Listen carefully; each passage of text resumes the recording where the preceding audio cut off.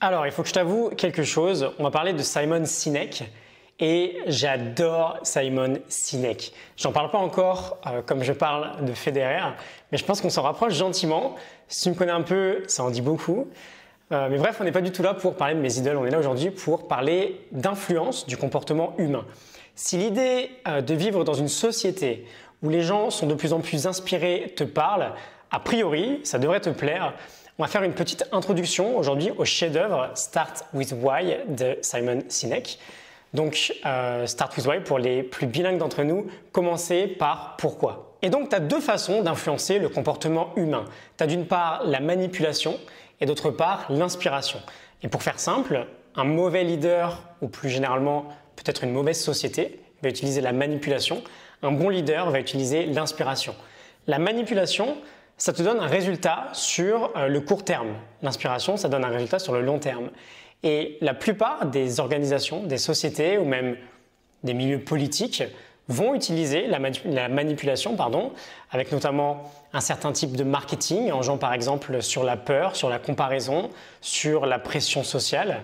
Et en général, ceux qui manipulent ne savent pas vraiment pourquoi leurs clients sont leurs clients.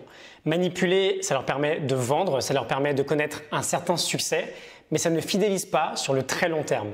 Or, c'est la fidélisation qui te permet de conserver tes clients. Si on parle d'un exemple d'entreprise là, tes clients ou tes fans, c'est la fidélisation qui va te permettre de les conserver, que ce soit dans les bons comme dans les mauvais moments.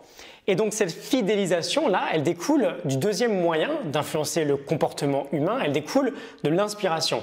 Et cette inspiration, elle vient toujours du pourquoi. C'est le fait de savoir précisément pourquoi tu fais ce que tu fais qui te permet de rassembler. Quand tu as une base de personnes qui sont connectées à ton pourquoi, tu crées une communauté qui va te soutenir et qui ira même pas voir ce que va faire la concurrence en fait. On y reviendra dans l'épisode de demain, mais je te donne juste un petit exemple, un petit aperçu.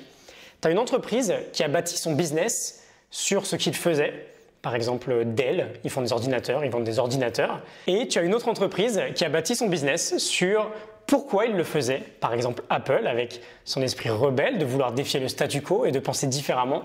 Et la conséquence, on la voit aujourd'hui. Apple fait des ordinateurs à la base, mais il pourrait même sortir un aspirateur que les gens l'achèteraient aujourd'hui. Ils s'en foutent un peu du produit parce que ça vient d'Apple.